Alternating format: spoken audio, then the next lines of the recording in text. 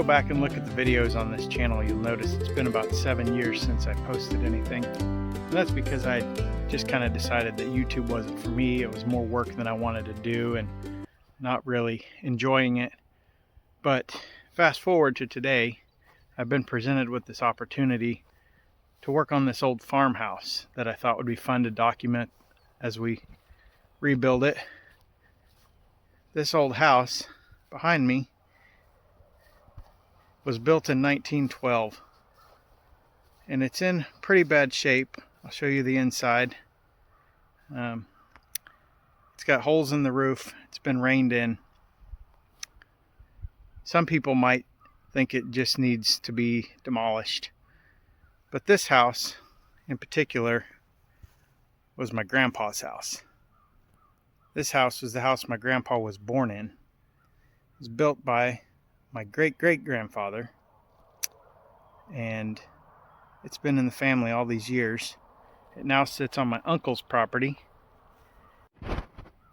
Now, there were some questions about what should happen to the old house, and that's when my cousin came in and decided that he wanted to save it. And so he contacted me. We looked at the numbers to see if it was doable, and he decided to go for it. So we're going to document this project. A lot of this will just be for our family, but I thought maybe some other people might want to follow along with saving this old family farmhouse. My grandpa passed away in 2017, so he won't get to see the restoration of this house, but Grandma's still around, Granny, and all the kids and grandkids are really excited about seeing this thing rebuilt. Now, some of us grandkids are old enough to remember being in this house. Some lived in it. As a matter of fact, this was my parents' first house when they got married. But for many of the younger grandkids, and definitely the great-grandkids, this has just been the house down here on the farm that's been falling apart their entire lives. Most of them have not even been in it. They don't know what it looks like in there. They just drive by on the way to the creek. From the house, if you follow the road, it loops around over there, goes past the old barn, and down to what we call the swimming hole down here on the creek, where many of us grandkids spent many summers. We've done Independence Day down there as a family for my entire life. And so that's the connection we have to the old house. We drive by it, we see it, we knew it was Grandpa's house, but for many of us it wasn't much more than that. For others it was much, much more than that. I'm going to come in through the back door because I believe the front door is screwed shut.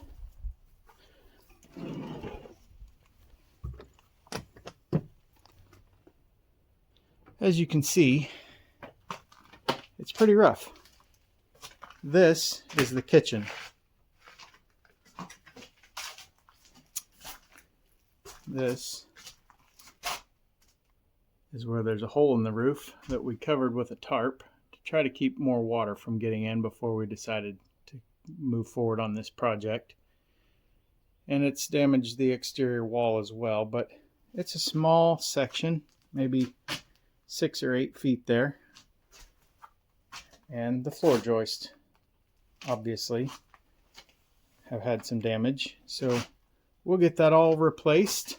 And from the kitchen going into the living room, as you can see, there's some stuff that's been stored in here from the family. Many years ago, there was a wood stove that sat right here in this corner. And when my mom and dad lived here, the fire got a little away from them, and as you can see, there are still burn marks 45 years later. So this old house has been through a lot. It's had family live in it, it's had friends live in it. It's been worked on by various people over the years. You can see some of the wiring that's been done. This was probably the first round of wiring. And then other wiring added in. And then from the living room into the bedroom. And then what I believe was probably another bedroom originally, but was later converted to a bathroom. And so we have some plumbing underneath there. Maybe it will probably need to be redone. All the windows need replaced. Holes in the walls need fixed. And then coming in from the kitchen, I'm going to try to get through these floor joists without falling through. And we have an upstairs. And this upstairs is really more of a loft. Could maybe put a couple of beds up here for kids to sleep in. As you can see, maybe you can see it, the floor is not flat. We'll have to take care of that.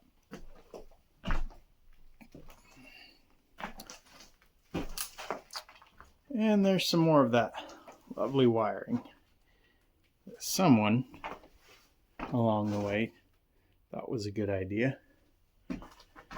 So all that will have to be ripped out and redone.